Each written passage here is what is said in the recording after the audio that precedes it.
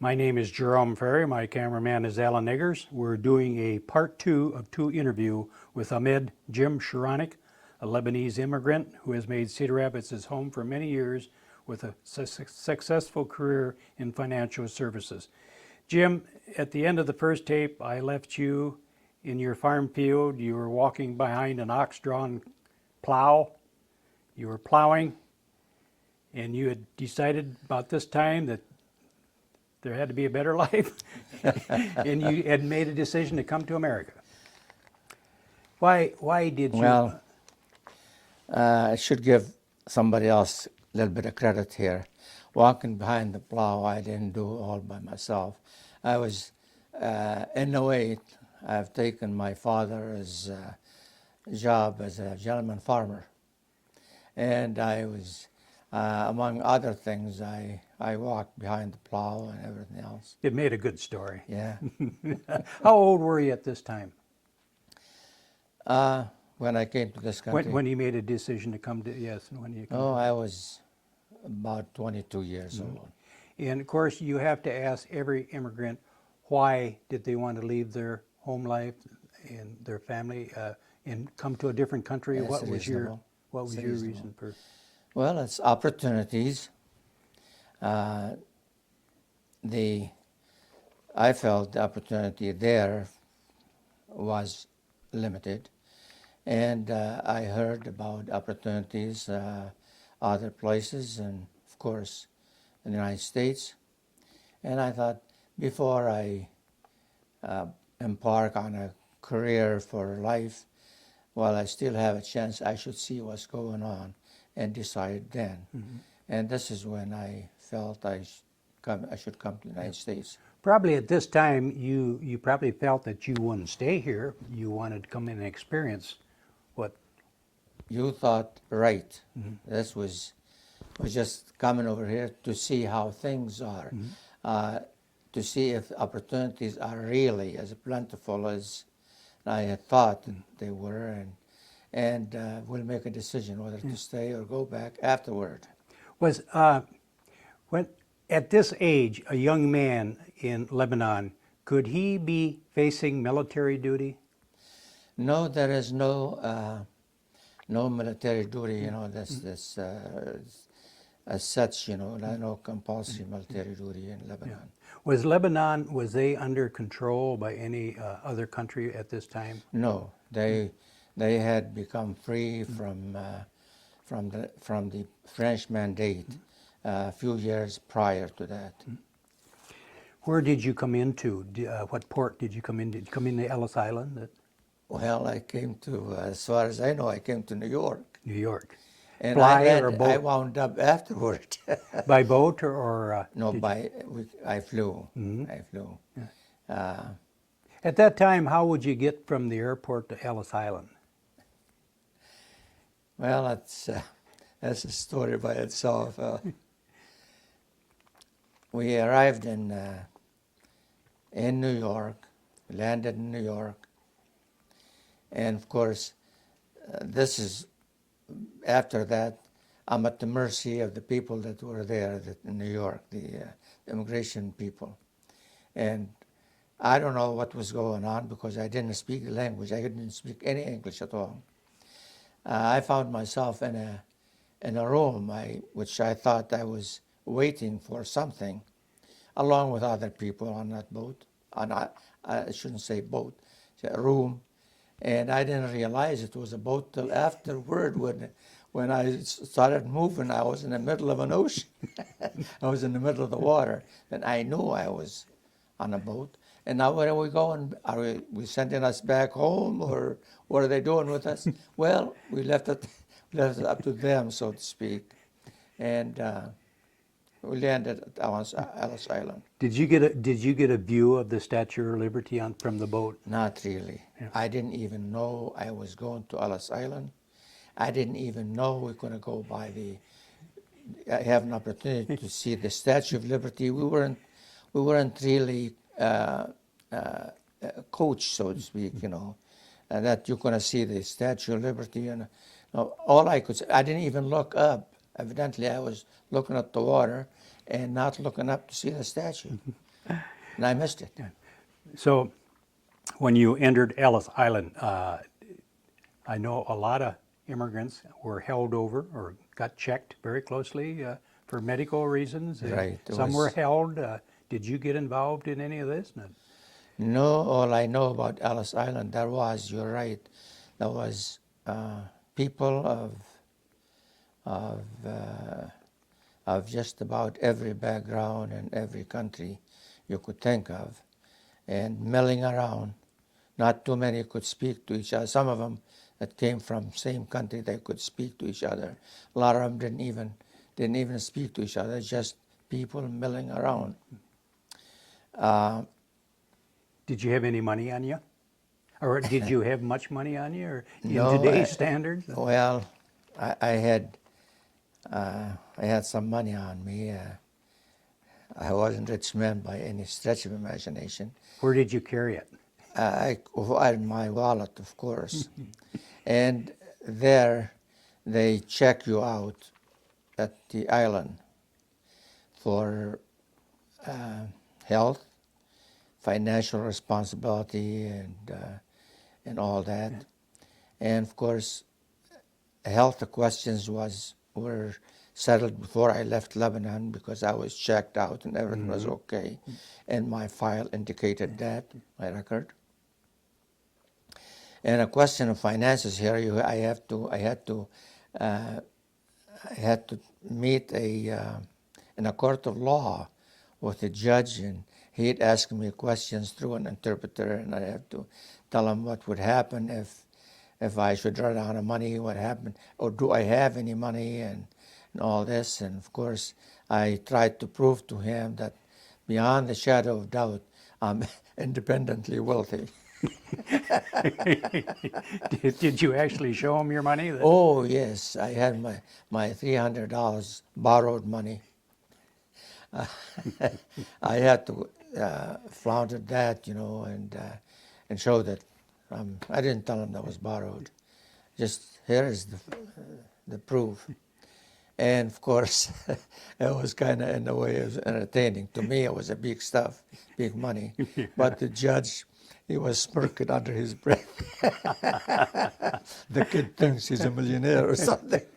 But You were telling me the story, relating the story to me where you lost the key to your suitcase. Would you tell us that? that was another story on the island. As I mentioned earlier, I can't communicate. I couldn't speak English. And all I have in the world is my suitcases, 2 suitcases. And I lost the key to one of them, and I don't know how to ask for help to find it. And I was going around, and one young lady there, she was, I presume, an immigration officer or something on the island. And she came and she asked me we talked by motion, and she knew I was troubled, and she asked me, and I tried to explain to her that I lost my key to my suitcase, and she seemed to have understood, and she said, "You stay here." And I said, "I'm not going anyplace, and I'll get back to you." So she came back a couple of hours later with the key in her hand, and how she found it and where she found it, I don't know. But I was very happy to see that she found it, and to try the suitcase to see if it's the right key. She want to make sure the key belongs to the right suitcase. And we opened the suitcase, and of course,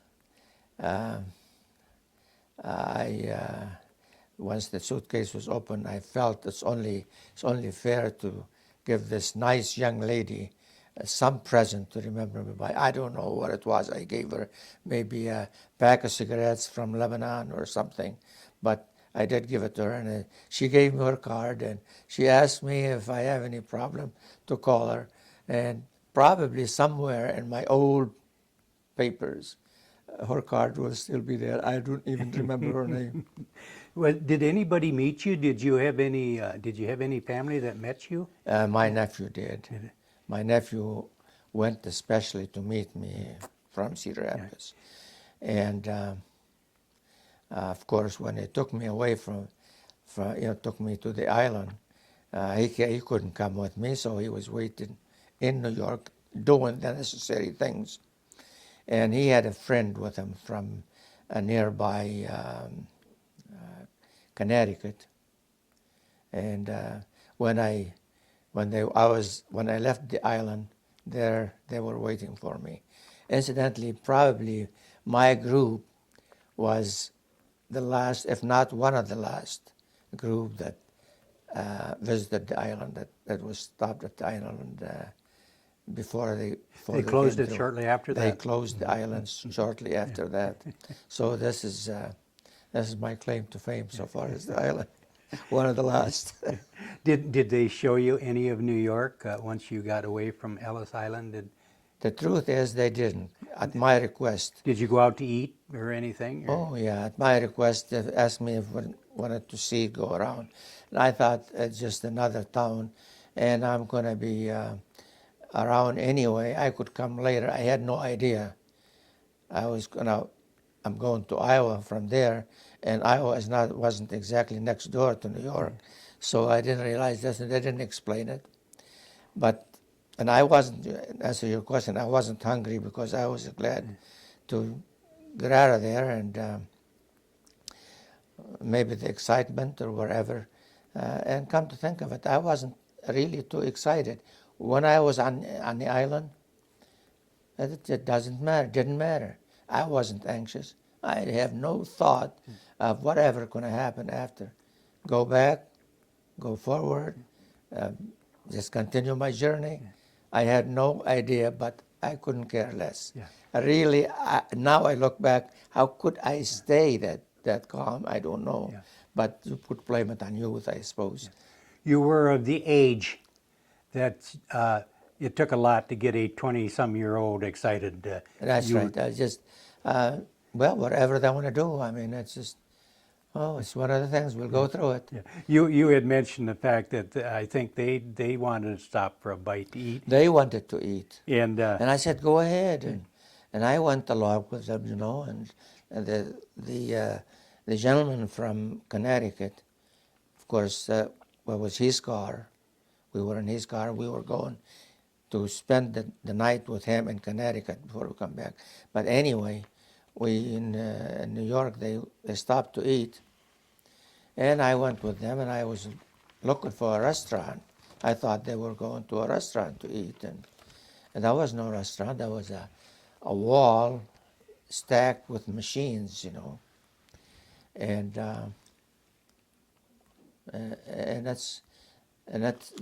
then I was just absorbing and taking it in to see what they're going to do, and they start putting money in those machines. One of them put money in one machine, one of them put money in the other machine, and they both got some sandwiches out of it. My gosh, how could they do that? Magic. Then that's the beginning of my encounter of the different culture. We are in a different world now, and I better keep my eyes open and maybe ask questions and keep my thoughts to myself. you weren't quite as sophisticated as you No. thought you were. No, So and this is how I watched the first meal. No, it wasn't my first meal. First meal was on the island, yeah. where I felt kind of low and depressed. The only time I felt low and depressed, because we had to go through a line, and I thought there's a question of charity here, and it was just in a soup line, and that's just kind of, why is it that bad for them? Why do they send me home? So I didn't realize this is, and I looked around, everybody doing the same thing. Well, if it's okay for all these people, well, evidently I'm with them, so. It was a cafeteria. That's the cafeteria style. So And actually, I had never been in a cafeteria before. Been to a restaurant where, you could serve, but I had never been in a cafeteria, especially that size of a cafeteria where a whole long line, were you able to fly into Cedar Rapids at this time, or did you come by train? No, we came by train. Was that an experience? By itself, yeah. Did It you was, have it trains was in an Lebanon, big trains like yeah, we do have trains in Lebanon. Not like the trains in the United States. The trains, of course, in Lebanon are old and slow and go through the mountains and very, very slow. You could run sometime faster than the train. But we took the train from a town called Poughkeepsie and went from Connecticut to that town to catch the train there. And when the train came, I didn't recognize it.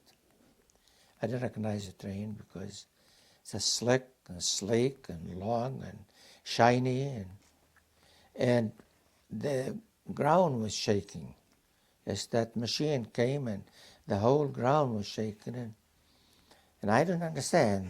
I looked at my nephew and I asked him, what could this be? He said, that's the train we're going to board from here to Iowa. Oh. And I didn't make a big thing out of it openly, but to myself, a lot of things went through my mind. Oh gosh, this is another installment. So was there anybody to meet you in Cedar Rapids then when you, Oh yes, I suppose it was Union Station that you come to? that was the train. The Union Station was still in full operation in Cedar Rapids at the time, and my brother-in-law came and met us, and I remember he had a Packard, 1949 Packard. Again, that was a sleek thing, and took us home, and my sister, God rest her soul, was there anxiously waiting, and that's we had a reunion. Again, of course, she had left me not too long prior to that in Lebanon. She was visiting there, and I saw her for the first time in my life. She was one of your older It's sisters. my oldest sister, and there is about 20-year difference in age between us. What was your sister's name, did you say? Her name was Najibi. Najibi. And was it her and her husband that had the grocery store? They both had the grocery store. What was the name of the grocery store? Sheronick Grocery. And what street was it on? It was on L Street and 15th Avenue, Southwest. Yeah. And so, how old were you in this picture? I was 23 in that picture. And was they able to? Were you able to work in the store, or were they able to give you some compensation for helping them in the store? Compensation I didn't need, and they didn't need somebody. It's a small store. They didn't need my services in the store. But since I didn't have anything to do anyway, I was there in the store trying to do whatever I could to be of help. What was her husband's name? Alec. Alec. Okay. By this time, had you decided, or did your sister help you decide maybe what was the best route for you to go, or had you already intended on going to college someplace? Well, I was still, at this point, I was still a guest. And I was just looking, observing to see what's going on. And helping them out in the store. And helping in the store. But again, helping them with something they didn't need my help with. But I learned a lot in the store. The fact I being there and as the store was close to school, elementary school, and the kids came to the school during the recess to spend pennies on their bubble gum and stuff like that. And I waited on them. And that was an opportunity for me to talk with the little ones. And they thought it was a funny man too, they're talking to. But the customers were interested in me just as much as I was interested in them. I learned a lot by listening and talking to them. Was learning English your top priority at this time? After I was here for 2 days, that was absolutely my top priority. Because if I want to know what's going on, I better understand the language. And a lot of things beside the language too. The culture, it was a culture shock really was, to the better, but still different. And in March it was, we came on 3rd Street. There is a railroad track there. And it was nice. It was early in the spring. Wasn't really too cold by Iowan standards, but to me I was freezing. And there was snow on the ground and everything. And some people, with the picks and working on the railroad. And in that condition, in that cold, they're working, and I had to ask question. And I was told the Pony Express must go, don't stop for the weather. And that was very, very important point to me, that you work. And America is not a place where you go and load up Milk with and coal honey. and go home. So people are working under these conditions, and that was a lesson. I'd always remember that. Yeah. Was there any classes in the neighborhood that you could advance your English language? Or? Not really. Like I said, my priority was, after second day here, I wanted to learn the language. And the only way you could learn the language is, of course, you have to go to school. And I don't know anything about school. My sister and her husband, God bless their souls, they took me to Wilson High School. And we met with the principal there, Mr. Tracy, his name was, I remember that. And they told him my predicament, that I did want to learn and all that. And he was very thoughtful gentleman, and he advised against it. He looked at me, and he thought, I'm not going to change his mind. He thought I was bright, but this doesn't cut any ice with the circumstances. I'm going to be, he said, with kids much younger than me, and that would not be a good experience for me. And he advised against it.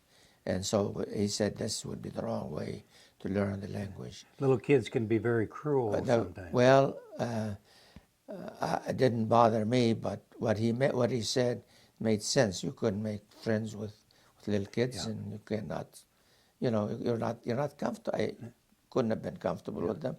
And I wanted to learn, but as bad as I could, but with the way he explained it, this wasn't that bad. It wasn't bad enough that I wanted to learn on that basis. There has to be another way. Well, what's the other way? We started go to night school. That was night school. It was held in McKinley. It was a high school then. Now it's a middle school.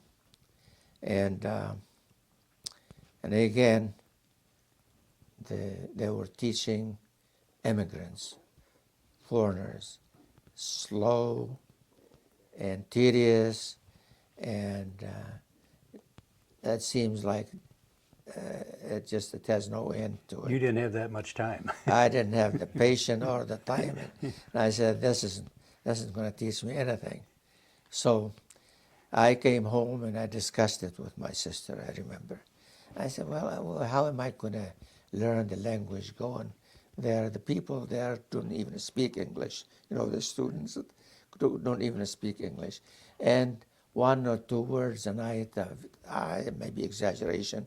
I'm sure it was more than that. We could have learned, but it was too slow for me. I'm not going to learn the English language that way.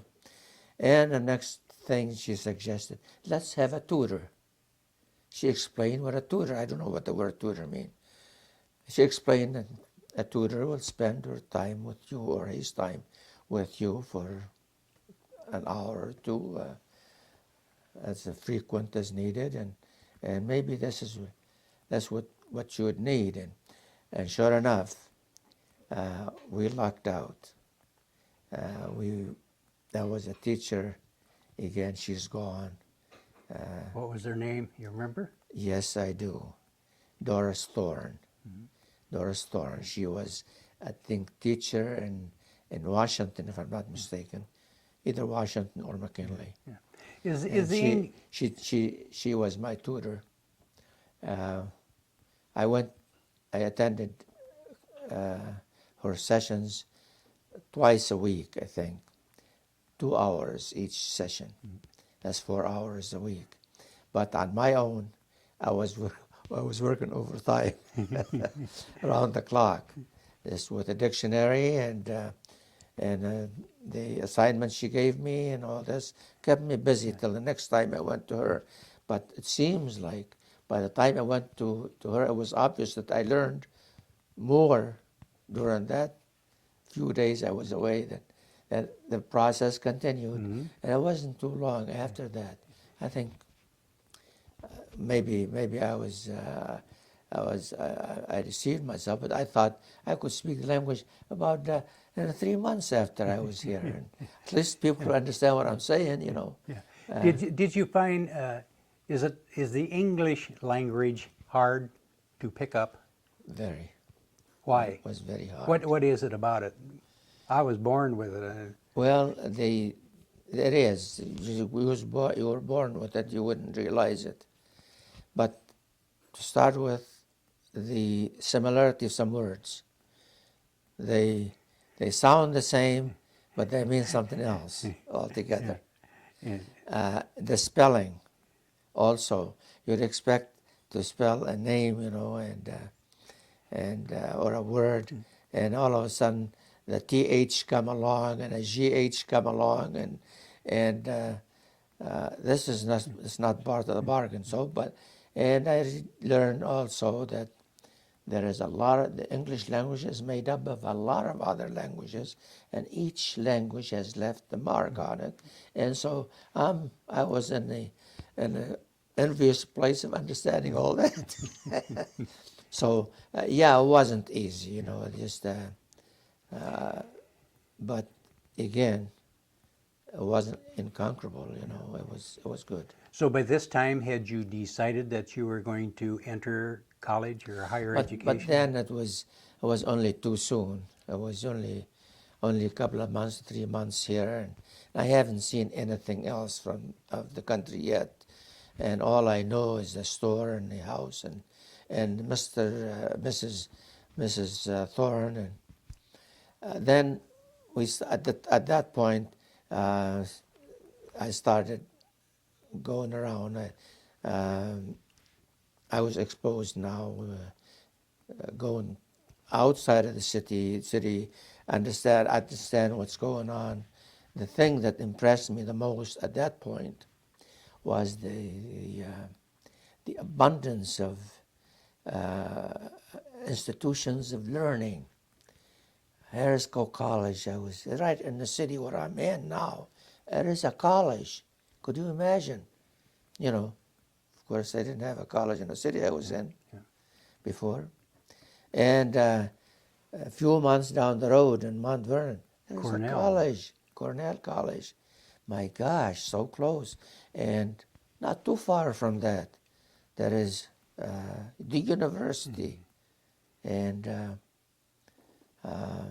another college was in the making, was Mount Mercy, all in a space of less than 20 miles. And I thought, my gosh, this is the suit I'm short on, education. And this is so plentiful here. And if I leave without taking some of that, then it'll be only my fault. I decided then and then, I'm going to take advantage of these institutions, one of them anyway. And so this is I made up my mind to enroll in a college, and it turned out to be a Cole, and there I was for the next 4 years. Yeah. Actually, well, it was more than 4 years. Yeah, it's about 4 plus. Did Cole give you credit for the schooling that you had received in Lebanon? No credit. I was lucky that they took me without asking for a credit. What was your ambition? Did you know offhand Well, when you you see, entered college is what you'd like to do with your life? sure, uh, this is a natural tendency. You kind of lean toward the area you know something You had about. been a farm boy. And I had been a farm boy, and I thought maybe I would be educated farmer, you know. And the only thing is, College don't have that program. You had to, if you want that, you have to go to Iowa State. Well, I'm not in Iowa State. I'm in College, and of course they have all kinds of wonderful, interesting courses, and I have to get through that first before I specialize in any particular area. So the longer I went at Cole, the more I liked it, and the more the more I drifted away from my original thinking, agriculture. So maybe other fields appealed to me a little bit more. Maybe this area of finance and business and economics and all that.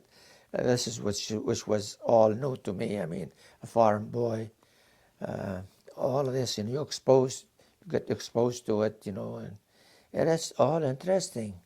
And I thought maybe this is the route I should be taking, and I pursued it. And Yeah. Did you find it hard with the different meanings of the words now that you're in college and you had to? yeah, that was okay. Continued experience. You go to college, you just don't present your body there and say I'm in college. Yeah. You have to do the stuff. You have to study and you have to take tests and my limited knowledge of the language helped me understand a little bit, but the greatest portion came the stuff I had to what I hear in a lecture. I had to go and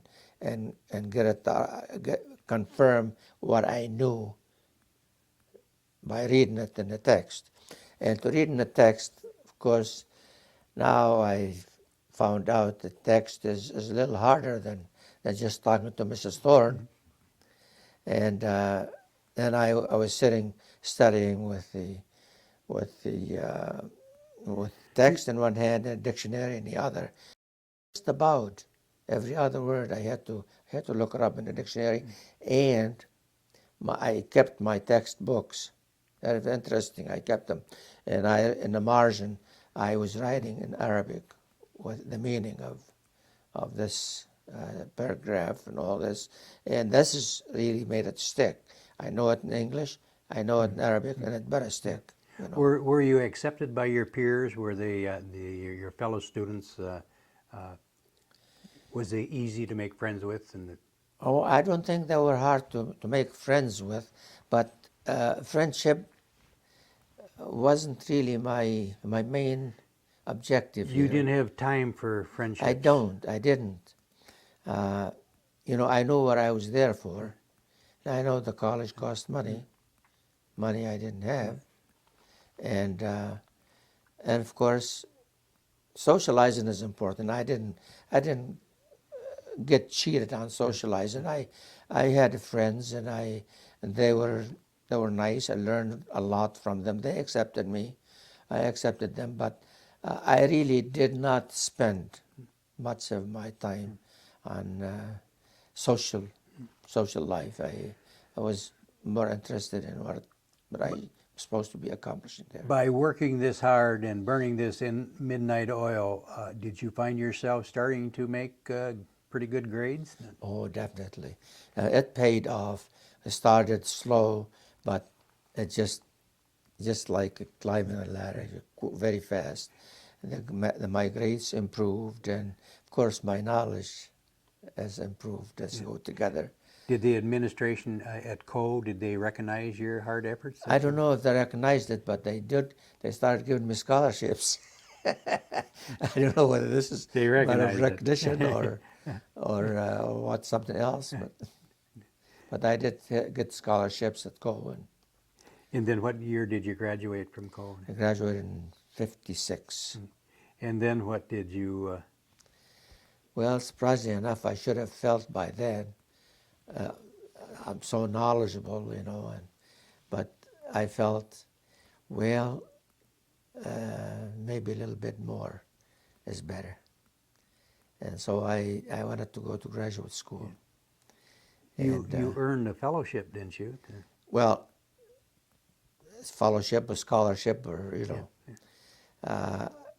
I applied before I earned anything. Applied. The professors at Cole were very kind. One of them especially, he took interest in me, and a person will always remember this through life. His name was Clarence Young. He's in the business department, business and economics and statistics and stuff like that. Evidently, he was reading my mind. Same time I was thinking, and he said, "What are you going to do next?"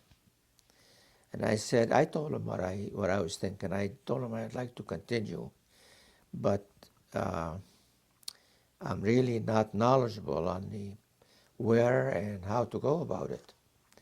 And he said, "I will help you. Just tell me where would you like to go, and I will tell you what's the method. I can go and take tests for you, but I could guide you." And so we selected a number of universities, and he's not holding my hand. He just gave me the idea. First, I'll have to write to universities and apply for acceptance, and then at that point we'll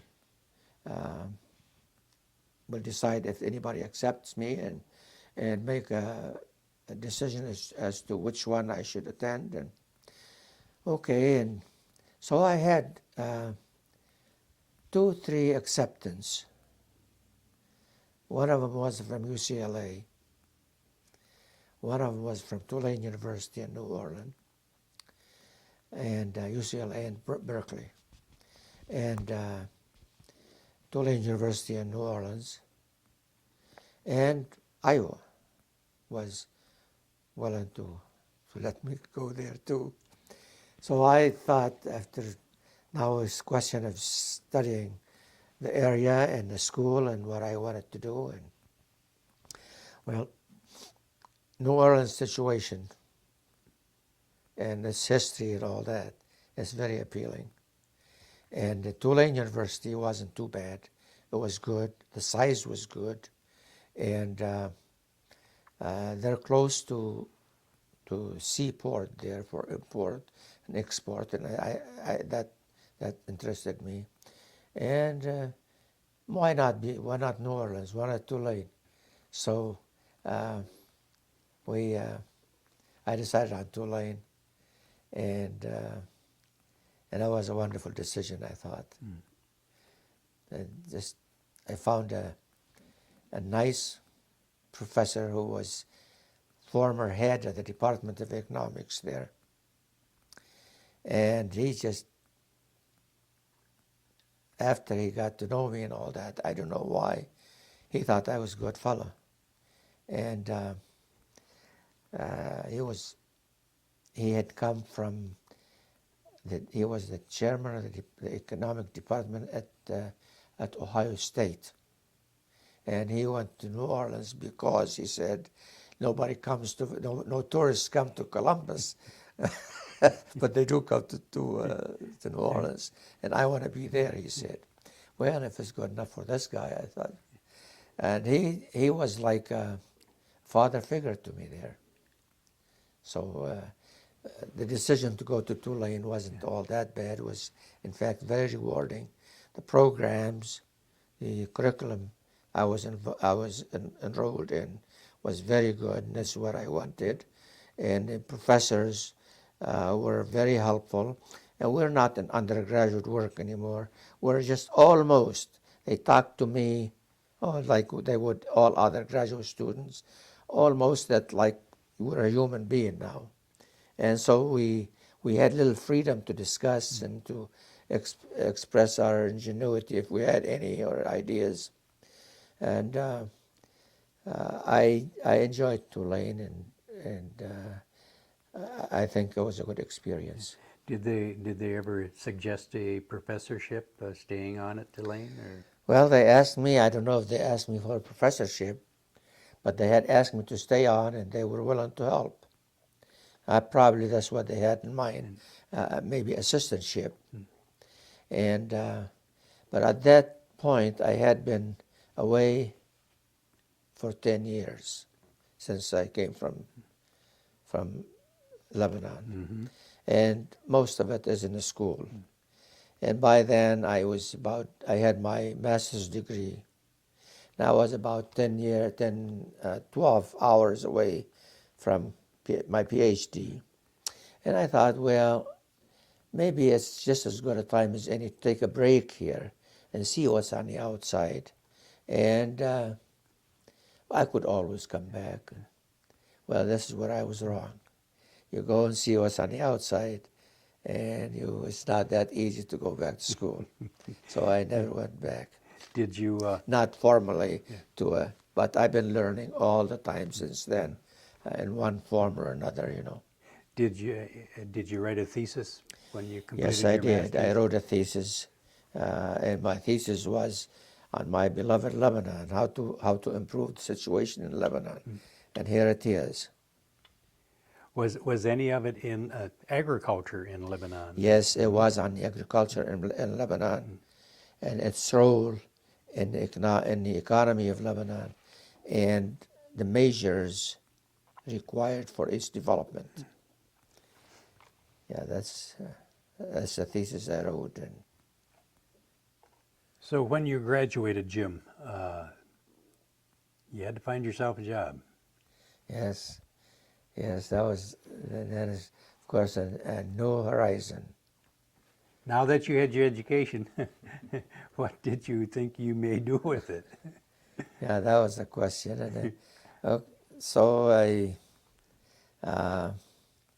I did spend some time in research, and they told me I was suited for some international organization, and that's what I should be aiming at. And they were thinking evidently as some kind of job at the UN or the IFM, International Monetary Fund, or something of that nature. Because of my background, the languages, now I could speak English, and my education, and I thought this would be the logical thing for me. Well, I was waiting for all that to happen. I had to do something. Still, the old habit of eating, you have to earn. Were you back in Cedar Rapids now? I'm back in Cedar Rapids now. Checking the want ads? And checking the want ads, just for a temporary thing, because my goal is the big games, But here is just a gap filler, so to speak, finding a job, any job. And found a job in an ad in the Gazette for somebody as a misleading ad, somebody, an interviewer, they called it. So what it was, it's an interviewer, all right, but insurance man interviewing people to sell insurance. Well, I took the job. What type of insurance? It was health insurance. Health insurance? It was health insurance. So I took the job as a small company from Des Moines. And I thought I did okay. Door to My door? sales was good, was very good. In fact, I broke some records there, selling. And I've never been a salesman all my life, never had been a salesman.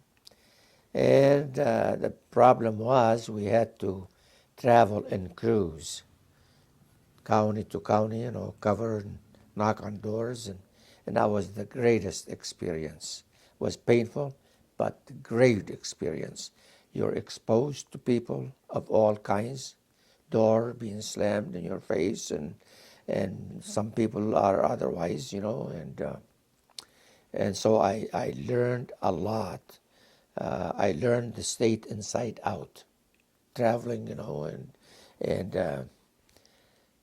I realized this wasn't going to be my career, but I was learning. Yeah. I was learning, and soon the jobs that I targeted, for one reason or another, didn't come through. Yeah. You were selling door to door. I was. Did you find rejection discouraging? Oh yes, yes, yes. Well, some of them they reject. The profession hasn't changed. That kind of sales hasn't changed. You come to a door, they're not expecting you. You're selling them something you don't even know that they need, and of course, occasionally you had somebody that says yes, but fortunately, I had quite a few of them. And the reason I did that is because I knocked on enough doors. And it's the law of averages. And once I'm in there, it's up to me to explain how this product will help them. And most times it made sense, and they bought from me. The company was happy, I was happy, and the only thing is my target positions, the jobs I'm after, for some reason, didn't materialize. But the insurance business by then is not all that bad. You could make money, and you meet a lot of people, and you could serve people. The only thing I had against what I was doing is traveling and knocking on doors, and sleeping in hotels and motels, and if I could do that in one place, have a clientele developed, and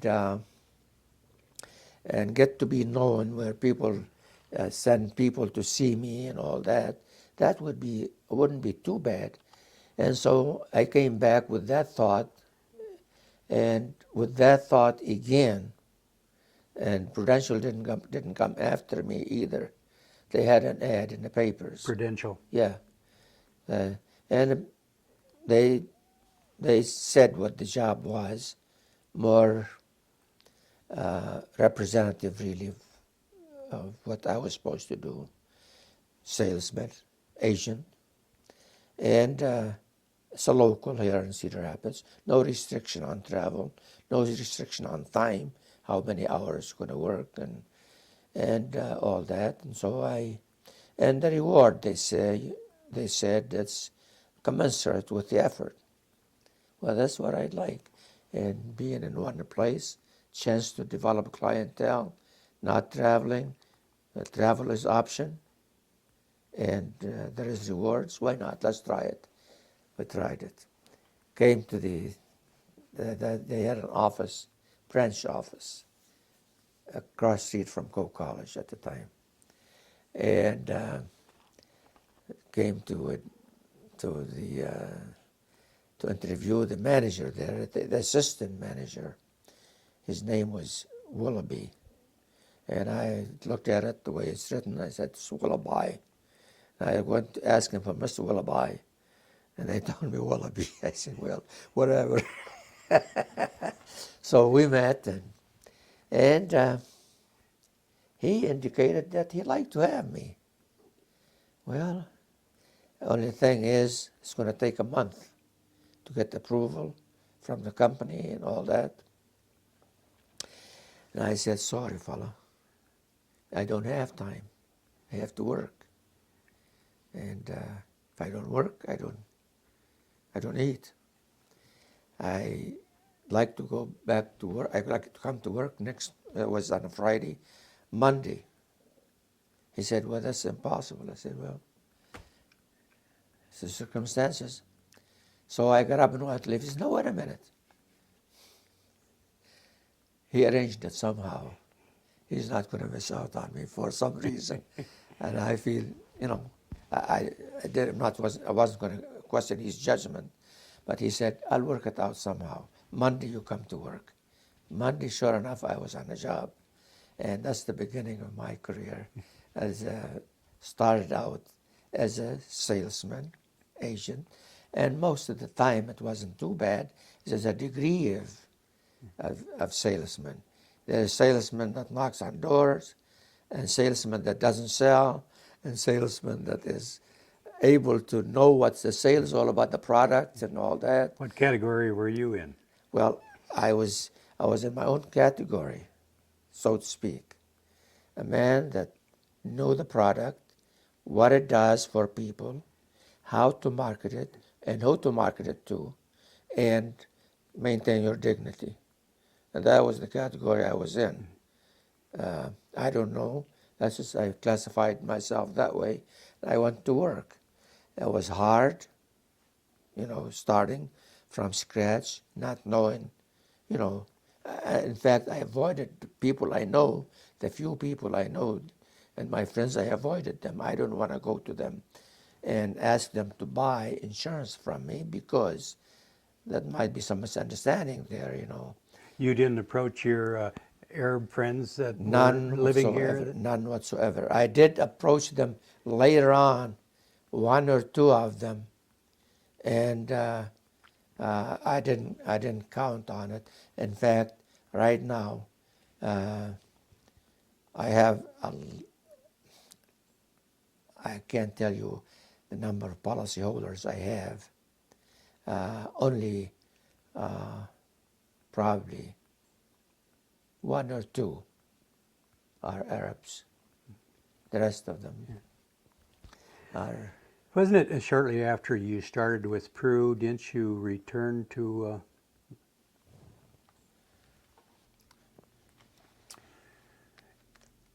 the question I had just asked you, Jim, wasn't it about this time that you had decided to return to Lebanon to, why? Yes. Try to get your head, Well, yourself it was oriented? about this time. I had been away for over 10 years, and I got what I could education-wise. I secured a job, and now, after that time, I think I should go back and at least pay a visit to my home in the old country. And I did, if with the intention, maybe again, if things are well and suitable, I could help there as well as I'm helping here. Maybe I wouldn't mind working there. I could work in either place now. Was it as you remembered it when you went back? No. We're talking about 10 years. No, I was gone for 10 years, and in some 10 years, I'll tell you, a lot of things have happened to me. A lot of things had happened to me in those 10 years that was just changed on a daily basis. So by the time I went back, I wasn't the same man anymore. What do you suppose changed the most, Lebanon or you? Was there a lot of changes in Lebanon in those 10 years? I suppose there are some changes there. But not a lot. But at the time, I didn't Mostly notice, with you. I didn't notice too much changes, but in me, things that at one time didn't mean anything to me began to mean a lot, and the things that meant a lot started to be insignificant, and the change was in me. Did anything good happen when you returned? I suppose one thing good that's happened. I met my wife, Ghaniya, and so that was a.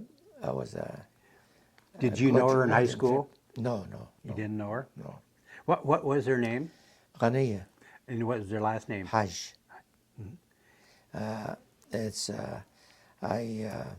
She was a little girl when I left there, so but she was a young lady when I went back.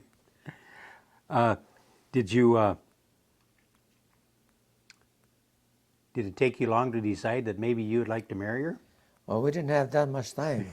All the time I had was 3 months in Lebanon, and I didn't start my romance or courtship with her. Courtship? Mm-hmm. Not immediately, it's just it's a short courtship. Yeah, it wasn't long. Did her folks kind of take a liking to you? Well, they didn't say no, but Did you have to ask their permission when you got more definitely, serious? definitely. Like we talked about this earlier, about marriage, and I think it was you that you mentioned something prearranged marriage, and I wasn't. I know what the prearranged marriage is, and let me tell you this: uh, it wasn't prearranged in my case, but where a marriage somebody would call it prearranged, but it wasn't prearranged at all. At least from the area where I came from, the the marriage is a family affair on both sides. The groom, the bridegroom, and the bride, and so it is like an adoption by the bridegroom, by his family, adopting a new daughter, and by the bride. Uh, on the other hand, uh, how did I say it? The family of the bridegroom, they're adopting their daughter, and the family of the bride, adopting a son. Just it's that because you become actually a son and a daughter, and those families they have, it's a cultural thing, and it's important to know this for anybody that really talk to us about it. It's important to know that this here is uh, is a cultural thing. It's not uh, limited to the Muslims. It's just the culture of the Christians as well. You would like to know who your daughter is going to marry, who you're going to share, what family you're going to share your daughter with, not only with your son-in-law, potential son-in-law, but his family.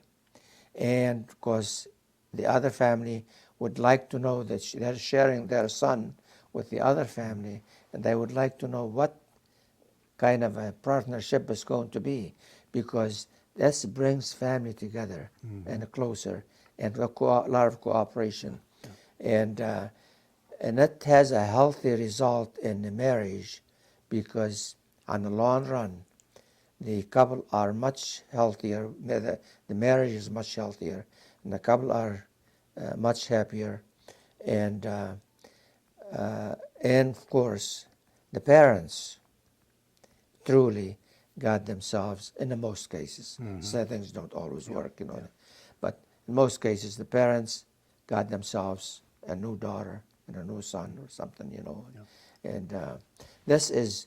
I wouldn't call this. I think this is a healthy thing. This is the prearrangement. They a lot of time they refer to. I'd say, but in my case, no. I met her and we had a little talk there, and of course, she first thing, there is no romance dating like in this country. It's just friendship dating, and you visit with the couple visit and see mentally how they're compatible and all that, and the first thing she said, well, I think we better talk to our parents. Did you two of you decide to get married before you had to return? Oh yes, You had yes, decided. yes, But she couldn't come right away because she No, had to get her right. paperwork all lined up. That's right, because there's some paperwork, and my time was limited, and since I'm not staying there, I'm going to get back to my work. So I took my case to her father, and I told him what the situation is, and after shedding a couple of tears, tears of affection, so to speak, her folks didn't think it's too bad a deal. So the only bad deal is just going to take their daughter away from them, and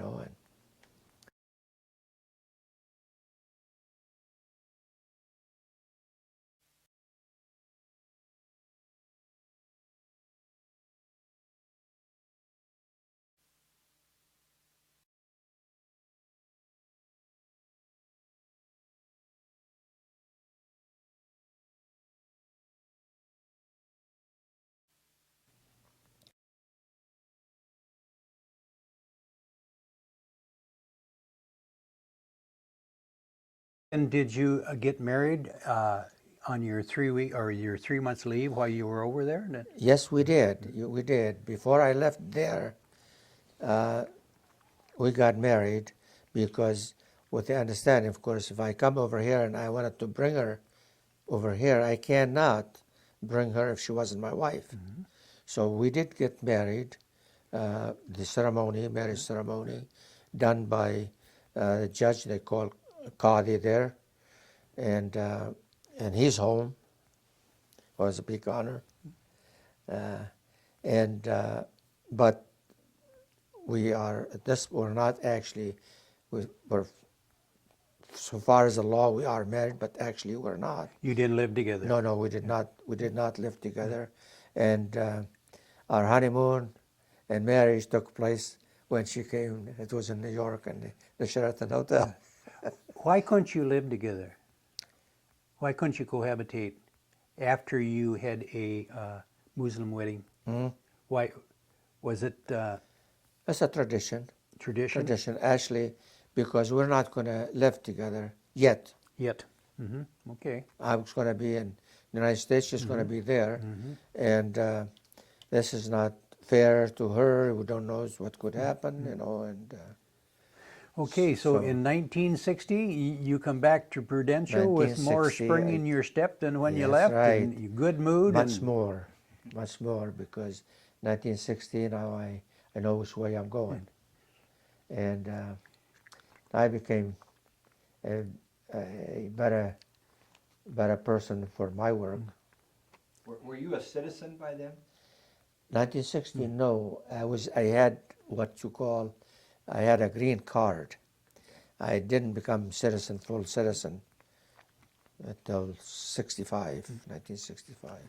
so you started to work your way up through the ranks at Prudential and That's right. find and- yourself doing quite well. Then. Well, I think I did all right. Earned a living anyway. This magazine that we have the camera on, Jim, is that a company That's a newsletter? company publication, yeah.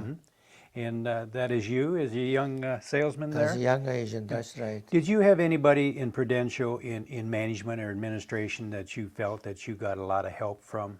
Yes, I did. Who are the two gentlemen there that? I have the two gentlemen with me, one to my left there. His name Bob Clemens. He was the assistant manager. I worked with him hand in hand for a while. When you first started out? Yeah. And the one on my right there, he was the agency manager, Jack Jameson. And they both were whale of persons. They were very helpful. They were very kind and very intelligent, stimulating. Were you a what we would call an independent agent or a special agent, or I was special agent. what does that mean? Special agent, that's kind of is a designation that differentiate between the people that have a weekly road with. Prudential had two parts: the district they call it, and the ordinary. Ours was the ordinary. Supposedly, we sell the professionals and bigger policies and involved in planning and all that to a larger extent. And so, so far as independence, I was really with the company. They supplied everything I wanted. And they stopped right there. The only help they give me after that is the help I asked for. And I was completely on my own. They gave me the office, they gave me the help, but you're on your own. And this is how it was with me. You were a national sales leader quite often, weren't you? Well, I suppose when you reach certain level, it wasn't really peculiar to me. When you reach certain level, you become what you call a national agent. What level? What kind of a level are we talking about? What's a good level? Like the top 5%? Well, I suppose. Don't be so modest, I Jim. suppose. Yeah. It's just. Well, it's just. This is the rewards of insurance Hard work. companies. They have. It's an incentive, and I think your stationery and card and everything, national leader, have a lot of weight, I think, with your client, with people you meet, and you better justify that, because by then you're supposed to have enough training and know-how and ability to serve. How many years did you spend with Prudential? Well, I'm still there. You still? I'm still licensed. I don't go and solicit business, but business comes my way quite often. Are you still on their payroll? Only West, that we're getting into the finance here. I make $1 or $2 for the business I previously wrote, and of course, any new business, I get my full commission on it. You also went into financial services. That's right. Well, at this point, this is again, you become you have to you have to do more than just sell an insurance policy. You had to show people how to use their money wisely. That's right. There is estates involved. There is taxes involved. There is retirement situations involved. There is general needs. There is it's just a number of areas, very specialized areas. You're supposed to be able to help your client. This required you to get a security license so you could sell securities? I had security license, insurance license, and I was studying right along in the area of financial planning in general. It's financial planning as such, but it's not so much in general, but it's divided into insurance planning, into estate planning, into retirement planning, into just and you're taking courses right along and improve, just improving your ability to serve. Did you find your children asking you for financial advice? Well, not directly, but indirectly, even if I wasn't in this business, they would ask for an opinion. Did they? They do. Would they ask for an accept your? opinion. Mostly, yes, they do accept it on their own. So, Jim, this photograph we're taking here, this was right around the time when you got married? yeah, this is an engagement photo. What year would that have been? It's in 1960. 60? Yeah. Uh-huh. She's a lovely, you did quite well for yourself, Thank you. Jim. And then, when you come back to Prudential, she come in a year later. Yes, she came in 61. Did you ever think back with the culture shock that you had? Did you ever feel guilty of taking her away from her family, and knowing what she was going to have to go through? Actually, I did. But I put the responsibility to her. Explained that there is different in the culture, and there could be a culture shock, and I wanted to make sure she understood this from the beginning. Actually, before I even asked her hand from her father, I explained to her the situation, that if you get married, we're going to be living in a different country, different world, so to speak. And I don't know if that's being fair to you. You're going to be the judge of that. And I explained a lot. But even after I left there, I felt guilty. And I did tell her, like, remember the conversation we had, and I don't want you to feel that. So that kind of made me feel happy that in spite of that, she decided uh, to accept the hardship of the new culture and culture shock and coming all the way for me. I felt kind of more important that way. Love conquers all. Well, I don't know what it is, but I was glad to see that she saw something in me to, you know. Jim, what is this Aramco magazine we're looking at? Yes. Is this an annual magazine or a monthly No, magazine? this is monthly publication. This is by Aramco, the American Arabian Oil Company. It's a collaboration between the oil company and Saudi Arabia. They, I see they did a feature article on you, Jim. What was the content of the article? Well, this is not an article on me alone. No, no. This is an issue for the bicentennial celebration, you know, and they went to the various states, the 50 states, picking one immigrant from each state, one Arab immigrant from each state, and presenting it in this issue. And here in Iowa, I guess I was the one that's You were chosen. chosen to be in it.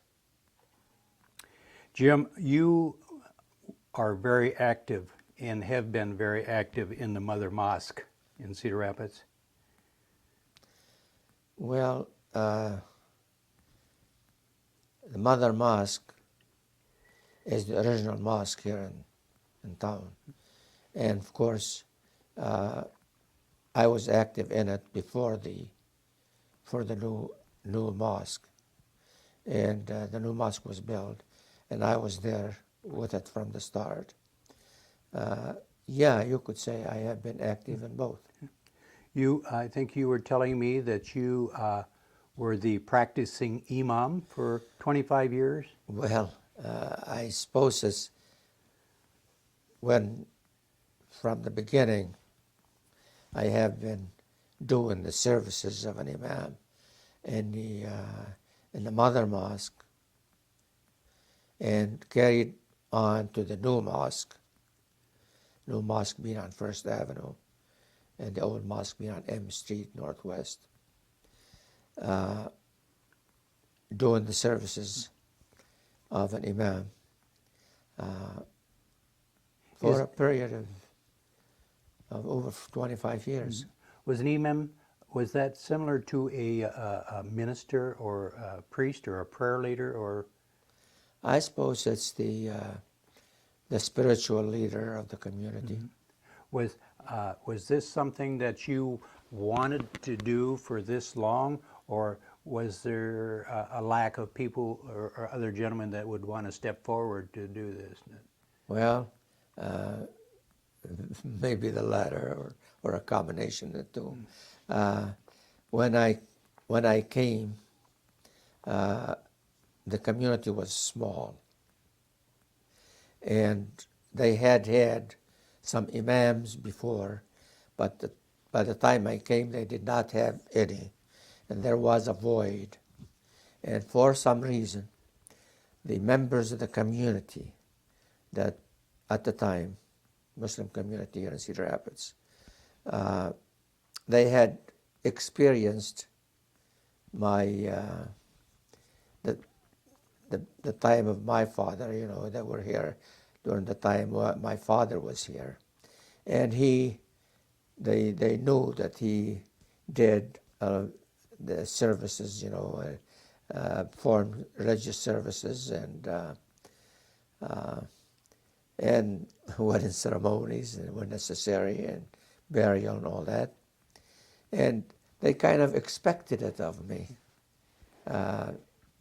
They just, if your father could do it, you should be doing it too. And this is how it started. But after I got started, I did feel the need, because there was nobody else. It just takes, That would step forward. well, knowledge of the language and knowledge of the religion. And I'm not saying here that I'm a religious scholar or anything, but I could handle the work of a spiritual leader in a small community like this, especially in the absence of anybody else. And so I became the spiritual leader of the community. Now, would you perform marriage services and funerals and I did. circumcisions? And, No, I don't do circumcision. I'm sorry, circumcisions, that's the Jewish. They sorry. do, the Muslims Yeah, have circumcision, but it's not my job. Okay. Do they have a ceremony for that, like the Jewish religion does? They do have a ceremony. I haven't seen one here, but back in the old country they do have. It's a big celebration for the circumcision. You know, Jim, before I forget, in tape one of this series, I had asked you a question when we were talking about your dad up front early on in the tape, whether he was a practicing Muslim or was he serious about his faith. And I don't know if I asked that question properly or if it was answered properly, but could you explain again as to just what your dad's religious... Well, he's a Muslim. He was a Muslim. And religion to him was not something you carry on the back. It was in the heart. He observed the religion of Islam, the spiritual duties of Muslims. And he lived life of a Muslim. He was not a fanatic. He did not really, he was not out to discredit anybody who is not a Muslim. And he had respect for all religions, and he experienced all religions, not directly, but through his friends. But he was the type of person that was, you'd call it moderate, sincere, and not a fanatic person. And believe it or not, I'm the same way. Religion is, for me, the relation between me and God. It's only my relation between me and Him. And this is personal. And the conscience. The conscience and the faith. The existence of those two. The recognition of God, of course, and the connection between us and the higher being. And of course, observing the spiritual aspect of our religion. That makes us Muslims. Would you call that practicing Muslim? I don't know. Yeah. But we are Muslims. Yeah. What's your no? Do you know when the first Mother Mosque was built, or the mosque was built here in Cedar Rapids? 1935. In 35, and was there Sheronicks involved? Oh, definitely. Were there relatives of yours? One of the main pillars, of course, was my sister and my brother-in-law. They were very active, and of course, that was in the main 3 or 4 families, and they were all active, and through the effort of all of them, the old mosque was built, which is, one of them is the Igram family, the Aussie family, and the Sheronick family.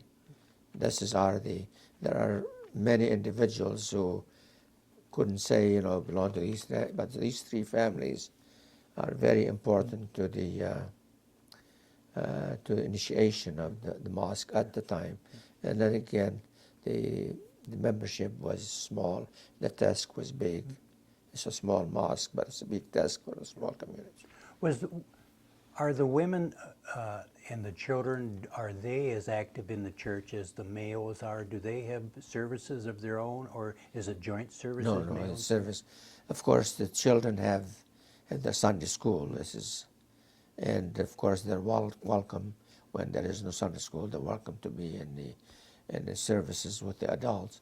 And if there is no special services for the ladies, there are services for the adults, men and women. What are we looking at here, Jim? Is this a convention brochure or something that? Yeah, this is a convention brochure. And, you know, I was involved with the community from the day I came over here. And as time went by, the community had to grow and had to contribute. And in 1952, the young people here decided maybe there should be a wider connection between the Muslim community throughout the land and in Canada. And maybe an international convention or a convention on a national level, national scale, that will include the United States and Canada, maybe as a good service. And that was in 52, 1952. That's you in the back row on the right? These are the officers of this the convention. This is, of course, this is the people that were supposed to have done the preparation and the arrangement for it. Yeah, you'll see me here. We're standing on your left, and the one that's standing next to me, that's my nephew, Sam Sheronick, and the one right here on the sitting on your right, this is Abdullah Ajram, extra fine and industrious person. He's really is to be credited to a large extent for the whole idea. And he was our first president.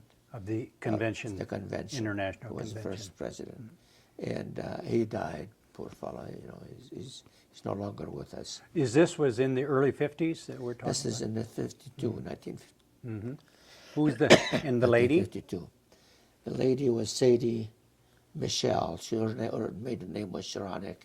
And this gentleman at the end was a Charlie Igram. But I'll tell you, that was a big task. And it was challenging at the time. How did the Muslim community in Cedar Rapids originally get started? Was this a carryover from your dad's efforts when he was here in the early 1900s? Yes. I'd have to say yes to that, because I think I mentioned it to you earlier. He came to this country in 1895, and to this date I haven't seen anybody else. The record doesn't show anybody else that ever got here before that date. And after him, slowly but sure, Muslims began to follow. And he also came, he was known before he came. And being here, he was quite helpful, and a draw card for the people to follow. But this movement of immigration from Lebanon to Cedar Rapids, Iowa, he came because of a friend he's got in Cedar Rapids. He was a Christian. And he worked in Cedar Rapids. And now, because of him, others followed him And as time went by, and he had his own, he's got a store. It's a dry goods store, as I explained to you earlier, that handled, that stocked the supplies that the peddlers of those days needed.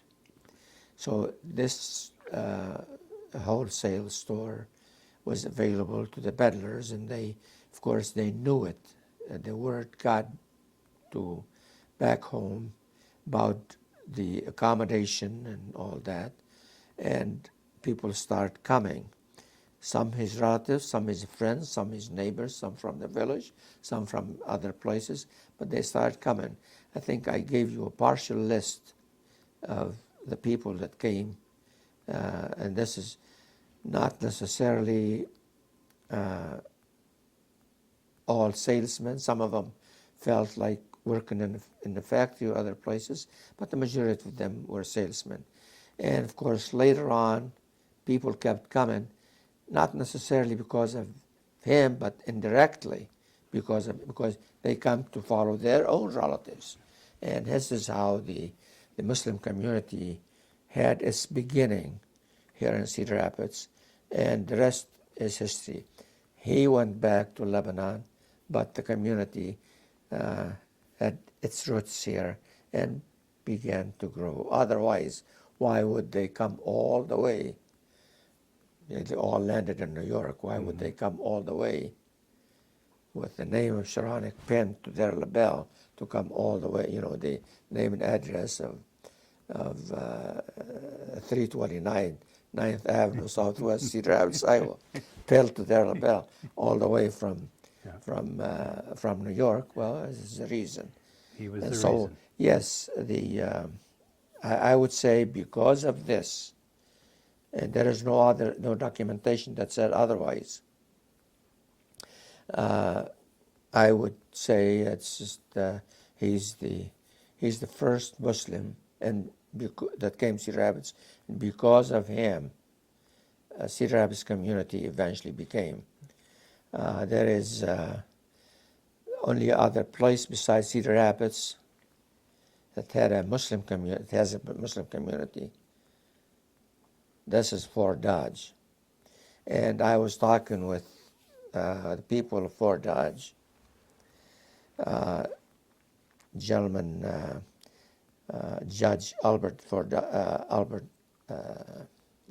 Habhab from Fort Dodge told me that his father was the first of the Fort Dodge Muslims, first to come here, and he came.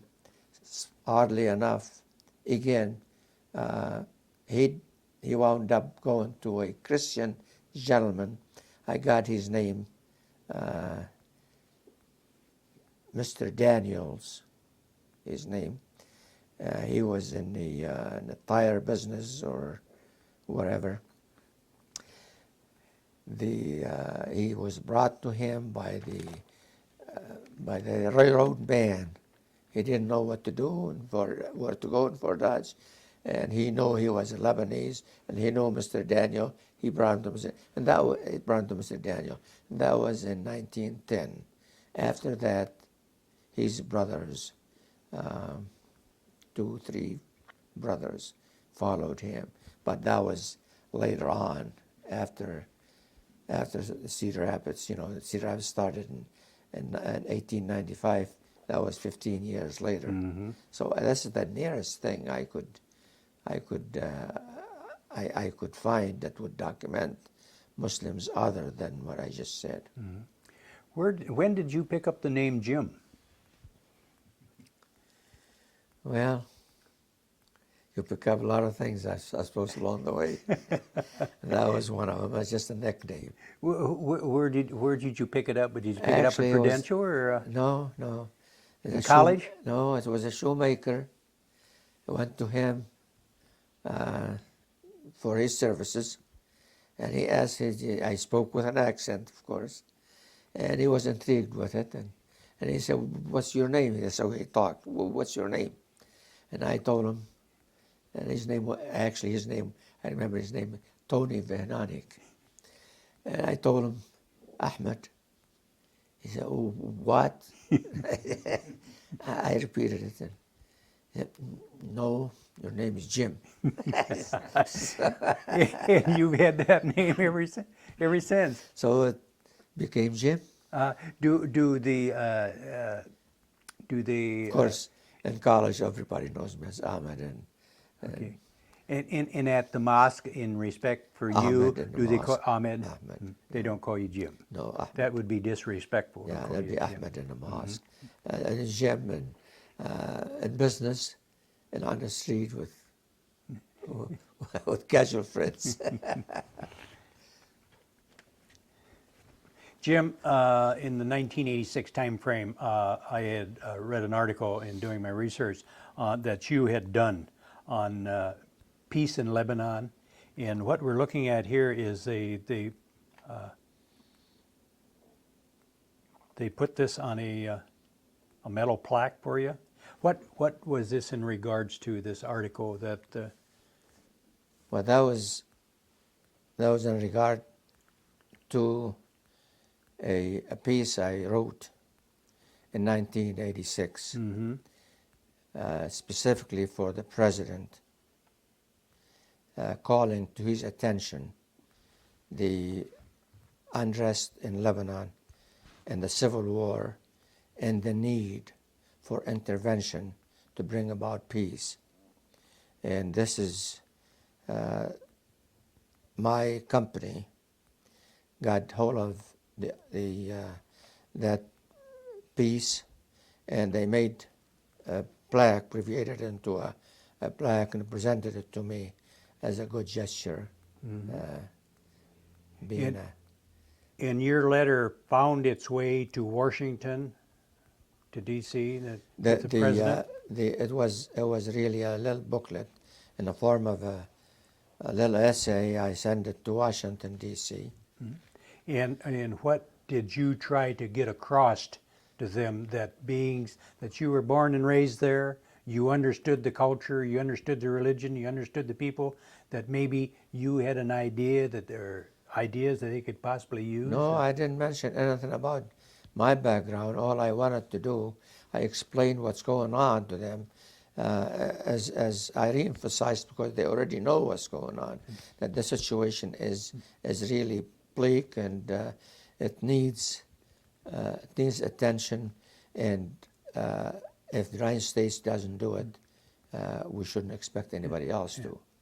And that is the gist of the piece that I wrote to the president. There was a lot of turmoil going on It in was mid-'80s the in Civil Lebanon. War in Lebanon. It went on for 15 years, starting in 75. And then didn't you write a letter or two then to the president and some of the leaders in Washington in regards to different ideas that? Yes, I also wrote a rather lengthy letter regarding the situation, the Arab-Israeli conflict and its problems, and why it's festering, and why it hadn't been solved. And I pointed out the damages it has done, pointed out the damage that's going to do, and unless it's contained. In fact, that was a month almost to the day before 9/11. I mentioned that piece, that unless this is contained there, it's not going to stay within the region. It's going to flow out outside the region, the region, and it's going to go beyond the region. And I sent copies of it to the leaders in Congress and the Senate, and I sent copies of it to the heads of government in Europe and in the Middle East.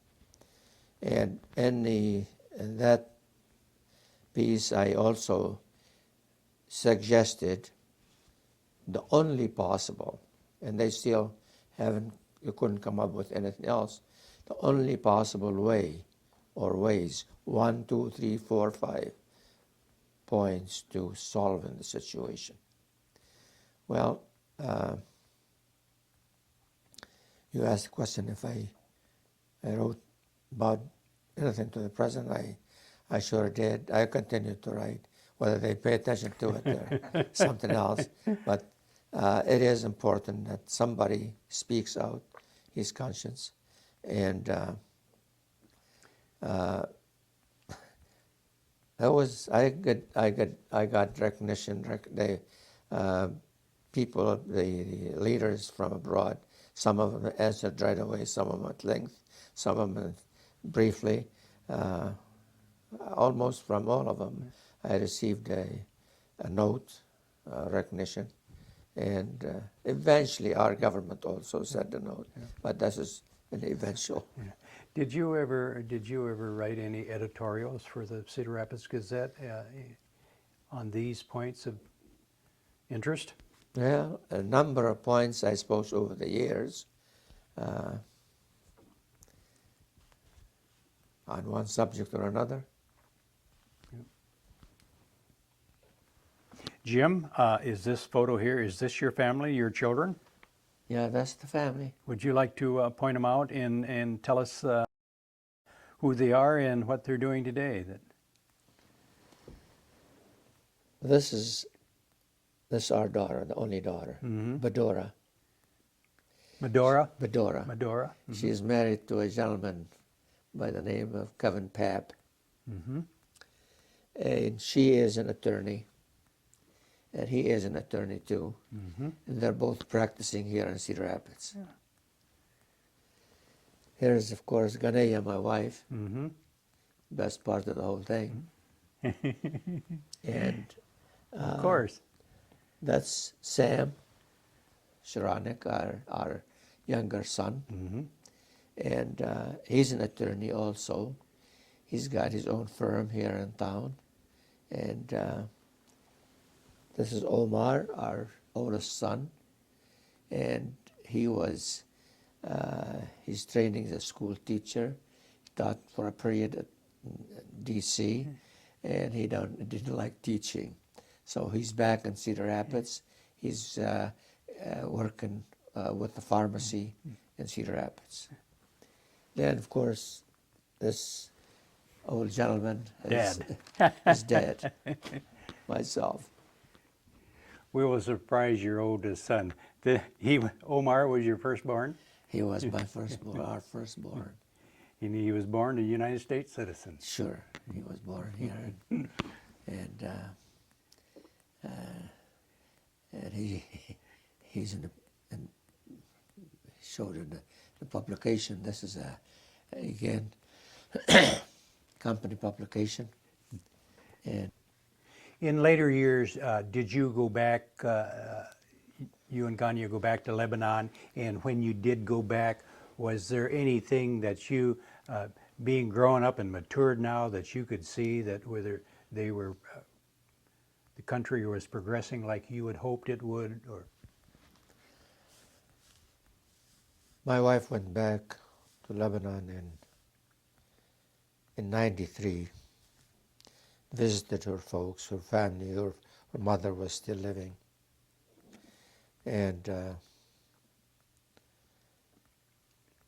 I went back. I went to Lebanon, made another trip along with my wife this time in 1998. And that was my first trip to Lebanon since we got married in 1960. You're talking 40 years now. Almost 40 years. And speaking of change, again, change in who and what?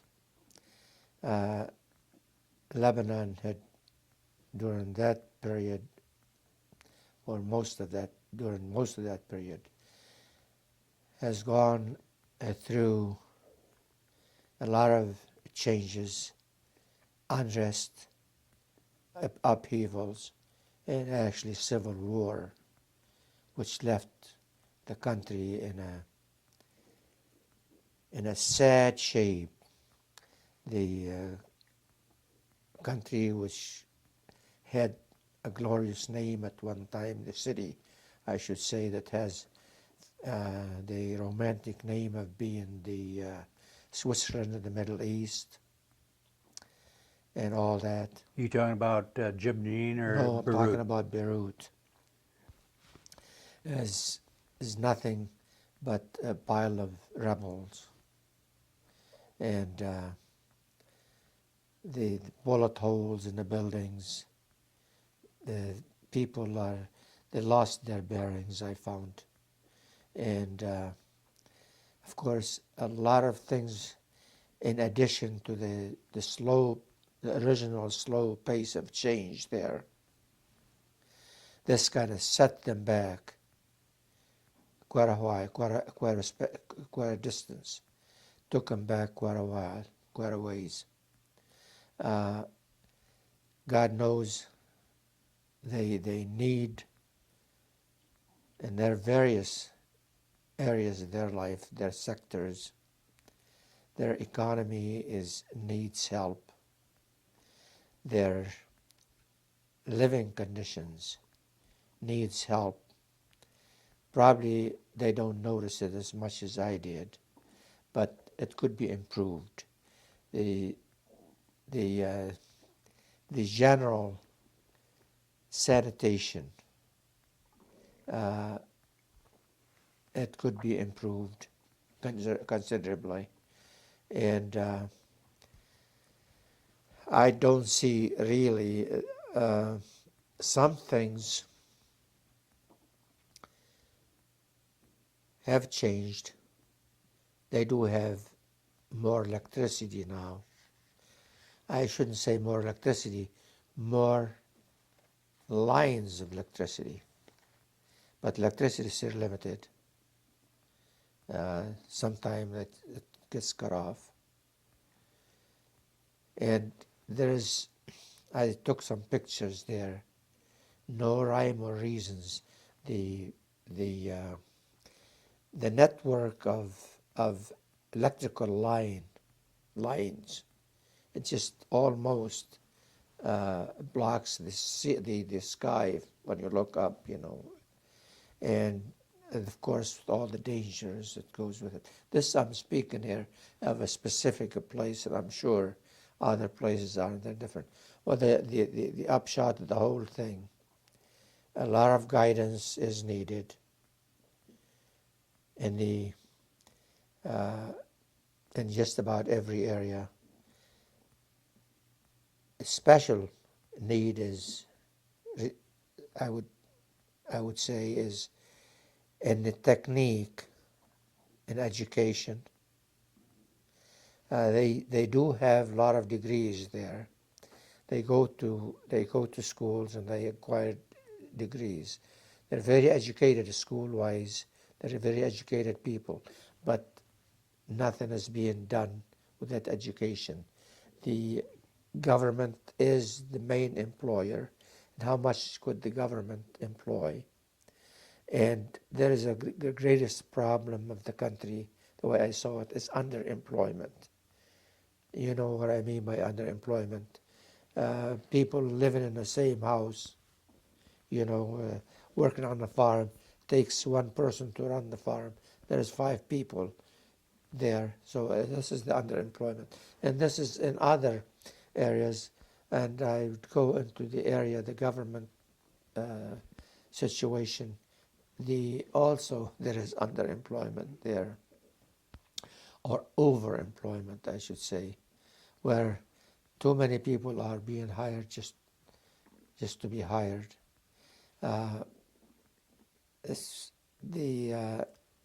We're used to here the government facilitating the way for people as work, for business, for dealings of all sorts. I wish something will be done in that area for them, because services are still running behind. What do you feel that is going to have to happen in order for them to turn their economy around? They're very smart and they're very capable. They need a guiding hand. And the guiding hand that they need, they're not alone. The whole, most of the world actually, but especially the Middle East, they need a guiding hand that is an honest and sincere to help them find their way without anything in return. And, in other words, it is a non-political helping hand and a blind helping hand. It's just no distinction. Just help anybody that needs the help. That could, and a capital is needed, and of course a lot of systems could be improved.